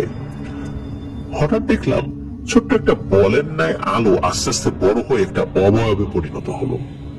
সেই অবয়বটা আর কেউ নয়, সেই বৃদ্ধটি। বৃদ্ধদের দেখে ভয় আমার জ্ঞান হারানোর মতো অবস্থা, কিন্তু না, আমি কিছুতেই জ্ঞান হারাচ্ছি না। আমার ইচ্ছা হচ্ছে আমি জ্ঞান হারিয়ে যাই, কিন্তু আমার জ্ঞান হারাচ্ছে না। ভয়ে প্রচুর ঘামছিলাম। বৃদ্ধটি আমায় ডেকে বলে, কিরে, তোর তো দেখছি বিরাট সাহস, তুই আমার নাতনির সাথে বন্ধুত্ব করেছিস, আবার আমার জিন রাজ্যেও গিয়েছিস। অবশ্যই তোর যাওয়ার কোনো ক্ষমতা নেই, আমার নাতনি নিয়ে গেছে বলেই তুই গিয়েছিস, কিন্তু তুই তো মানা করতে পারতি, তাহলে তুই মানা করলি না কেন? তোদের মনুষ্য জাতিকে আমি বিন্দুমাত্র সহ্য করতে পারি না, অতএব সাবধান, ইয়াসমিন থেকে দূরে থাক, নইলে তোর সহ তোর বংশকে নির্বংশ করে দিব, কিন্তু আমার রাগ কিন্তু বাড়াবি না। এই বলে গেলাম। খালি আমার নাতনির মুখের দিকে তাকিয়ে তোর এখন কোনো ক্ষতি করলাম না, কিন্তু করব, কিন্তু মনে রাখিস। এই বলে এই অভাবটা কোথায় যেন মিলিয়ে গেল। হঠাৎ করে রুমটা স্বাভাবিক হয়ে গেল, সবকিছু আগের মতোই লাগছে। আমি কি করব কিছুই বুঝতে পারছি না। এদিকে আমি দিনে হোক বা রাতে একা একা কোথাও বের হলে সেই বৃদ্ধ অবয়বটিকেই দেখতে পাই। আগে স্বপ্নে দেখতাম, এখন বাস্তবে দেখতে পাই। অবয়বটা আমাকে ইশারা দিয়ে কিছু একটা বোঝাতে চাই, আর বিশ্বে একটা হাসি দিয়ে কোথায় যেন মিলিয়ে যায়। এদিকে কয়েকদিন সেই ইয়াসমিনের কোনো খোঁজ নেই। একদিন হঠাৎ রাত 11টা বা 12টা হবে, বাড়ির পেছনে মেইন রোড, রাস্তার ধারে বসে ইউটিউবে পুরাতন ভূত এফএম-এর এপিসোড গুলো শুনছিলাম। এরকম প্রায় ঘন্টাখানেক শুনে কি বুঝে হাতের ডান দিকে একটু তাকালাম।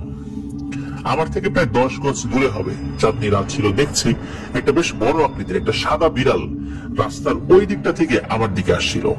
তো বিড়ালটা দেখে বিষয়টা আমি স্বাভাবিকভাবেই নিলাম। বিড়ালটি আমার পেছন দিক থেকে আমাকে পাস করে যাওয়ার সময় একটা বিশ্রী গন্ধ নাকে এসে লাগলো।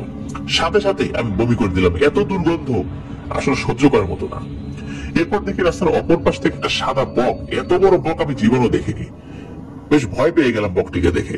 বকটি আমাকে পাশ করে অপর দিকে চলে যায় এবং সঙ্গে সঙ্গে সেই বিশ্রী গন্ধটা ভেসে আসে। আমি আবারও বমি করে দিই। এইবার বিষয়টা আমার কাছে অস্বাভাবিক লাগে। আমি সাথে সাথে উঠে বাড়ির দিকে দৌড় দিই এবং ঘরে ঢোকে দরজা বন্ধ করে ঘুমিয়ে পড়ি। সেই রাতে আর কোনো সমস্যা হয় না। সমস্যা হয় পরের দিন থেকে, হোক দিনের বেলা বা রাতের বেলা। নির্জনে কোথাও একা একা হাঁটলে মনে হয় যে আমার সাথে কেউ একজন আছে, কিন্তু আশেপাশে তাকালে কিছুই দেখতে পেতাম না। রাতে ঘুমাতে গেলে মনে হয় কেউ একজন আমার পাশেই শুয়ে আছে, কিন্তু তাকালে কাউকেও দেখতাম না। রাত যখন গভীর হতো তখন রুমটা আস্তে আস্তে গরম হয়ে যেত। হঠাৎ করে রুমে চলতে থাকা ফ্যানটি বন্ধ হয়ে যেত। কিন্তু তারও কয়েকদিন পর আমার সাথে ঘটতে লাগলো অনাকাঙ্ক্ষিত ঘটনা, যেটার কথা স্বাভাবিকভাবে বলা খুব মুশকিল, তবুও বলতে বাধ্য হচ্ছি। এভাবে চলছিল। মাঝরাতে হঠাৎ করে আমার পুরো শরীরের মুভমেন্ট বন্ধ হয়ে যেত। কোন একটি অবয়ব আমার শরীরের উপর জেঁকে বসত। আমি অনুভব করতাম, কিন্তু নড়াচড়া করতে পারতাম না, আওয়াজও করতে পারতাম না। এভাবেই চলছিল সময়। শুধু রাত হলে আমি ভয়ে ভয়ে থাকতাম, কখন যে এই অবয়বটি আমার উপর জেঁকে বসে। রাত মানেই আমার জীবনে কালো অধ্যায়ের সূচনা ঘটত। আমি মনে করতাম এটা হয়তো আমার স্বপ্নের ভেতরে আসে, কিন্তু এরকম চলতে থাকার ফলে আমার শারীরিক অবস্থা খারাপ হয়ে যায়। অল্প কিছুদিনের মধ্যে আমি একদম শুকিয়ে যাই, শারীরিকভাবে ভীষণভাবে দুর্বল হয়ে পড়ি, যেটা আমার পরিবার লক্ষ্য করে এবং লক্ষ্য করাটাই স্বাভাবিক। তারা আমার কাছে জানতে চাইলে আমি খুব একটা কিছু বলতে পারতাম না, কারণ হলো সকালবেলা আমি অনেক কিছুই ভুলে যেতাম। কিন্তু তারা আমার শরীর খারাপের মূল কারণ যখন আমাকে জানতে চায়, আমি কেউ কিছু একটা বলতে পারি না যে আসলে কেন হচ্ছে। কিন্তু ইয়াসমিনের ওই বিষয়টাও আমি তখন বলিনি, পরিবারকে, কারণ এটা বলা নিষেধ ছিল। কিন্তু আমার শরীরের এই অবস্থা কেন হচ্ছে, এই বিষয়টি আমি মনে রাখতে না পারার কারণে, মূলত রাতের ঘটনাটা আমার মনে থাকতো না বলে আমি পরিবারকে একদম অ্যাকুরেটলি বলতে পারতাম না। একবার কি হলো, আমার এক বন্ধুর কাছে ইয়াসমিনের বিষয়টা খুলে বলি, এবং এই সমস্যা যে শুরু হয়েছে, শরীর খারাপ হওয়ার সমস্যাটা, এইটা হয়তোবা ওই কারণে হতে পারে বলে আমি আমার বন্ধুর কাছে জানাই। তখন আমার বন্ধু আমার পরিবারকে বিষয়টা জানায় এবং ভালো একজন হুজুরের সন্ধান দেয়। সেই হুজুরের কাছে গেলে বিষয়টা সম্পূর্ণ একলা ভাবে হুজুরকে আমি শুরু থেকে বলে যাই। তখন হুজুর বিষয়টা বুঝতে পারেন এবং তিনি জানান যে রাতের বেলা কি ঘটনা ঘটে এবং কেন আমি ভালো করে মনে রাখতে পারি না, মূলত আমাকে ভুলিয়ে দেওয়া হয়। ওই হুজুর আমার পরিবারকে বিষয়টি জানান। হুজুর জানান এই যে সমস্যাটা হচ্ছে, আমার শরীরের উপর রাত্রে কেউ জেগে বসে, এটা মূলত ওই বৃদ্ধ জিনের কাজ। সে একটি দুষ্টু পরীকে আমার পিছনে লেলিয়ে দিয়েছে এবং আমার শরীরের শক্তিগুলো আস্তে আস্তে নিঃশেষ করে দিচ্ছে, আমাকে ভেতর থেকে একদম শেষ করে দিচ্ছে। আর এই ক্ষতিটা করার মাধ্যমে আমাকে একদম মেরে ফেলতে চায় আর ইয়াসমিনকে আমার কাছ থেকে দূরে সরাতে চায়। এইভাবে ওই দুষ্ট পরীটা একসময় আমাকে মৃত্যুর মুখে নিয়ে যাবে। এমনিতেই সে আমার যে ক্ষতি করেছে, এটা পুষিয়ে নেওয়া অনেকটাই কঠিন ব্যাপার। এরপর হুজুর আমার শরীরটা বন্ধ করে দেন, যাতে করে দুষ্টু পরিসহ ওই ইয়াসমিন আমার কাছে আসতে না পারে, কারণ ইয়াসমিনা যদি আসে তাহলে ওই জিনটি আবার আমার ক্ষতি করতে চাইবে কোনো না কোনো ভাবে। হুজুর আমাকে একটা তাবিজ দিল, আমি তাবিজ নিতে অস্বীকার করি, যেহেতু তাবিজ ব্যবহারে ইসলামে নিষেধাজ্ঞা রয়েছে। পরে হুজুর আমাকে বেশ কয়েকটি তাবিজ লিখে দেন, যেগুলো 41 দিন পর্যন্ত একটা একটা করে পানিতে ভিজিয়ে পান করতে হবে এবং ওই পানিতে গোসল করতে হবে। তারপর কিছু তেল পরে এবং বিভিন্ন জিনিস পরে দেন। আর এটাও বলেন যে আমি যেন সকাল সন্ধ্যা 4 কুল, মানে সূরা কাফিরুন, সূরা ইখলাস, সূরা ফালাক এবং নাস, এগুলো পরে শরীর বন্ধ করে রাখি সব সময়, কারণ এই 4 কুলের অনেক ফজিলত রয়েছে। বিশেষ করে 4 কুল অর্থাৎ এই কুল শব্দ দিয়ে 4টি সূরা পড়ে শরীর বন্ধ করে রাখলে কোনো জিন শয়তান, কালো জাদু ওই শরীরের উপর প্রভাব বিস্তার করতে পারবে না। এরপর থেকে আমি ধীরে ধীরে স্বাভাবিক হতে শুরু করলাম। কিন্তু ওই ঘটনার পর থেকে কোথাও নির্জনে একা থাকলে আমি কারো একটা উপস্থিতি টের পাই, এবং ওই উপস্থিতি কখনো সুগন্ধ বয়ে আনে, কখনো দুর্গন্ধ বয়ে আনে। যখন সুগন্ধ বয়ে আনে তখন ওই সুগন্ধিটা আমি টের পাই ওটা ইয়াসমিনের সুগন্ধি, আর যখন দুর্গন্ধ আসে তখন আমি বুঝতে পারি এখানে কেউ একজন ক্ষতি করার জন্য এসেছে, কিন্তু কাছে আসতে পারে না। আলহামদুলিল্লাহ এখন আমি আগের থেকে ভালো আছি। তবে আসলে ভিন্ন জাতির সাথে সম্পর্ক থাকার অনেক খেসারত দিতে হয়, যা আমি আমার নিজের জীবনের একটা রূঢ় উপলব্ধি দিয়ে বুঝতে পেরেছি। মানুষের সাথে আসলে মানুষের সম্পর্কটাই মানানসই।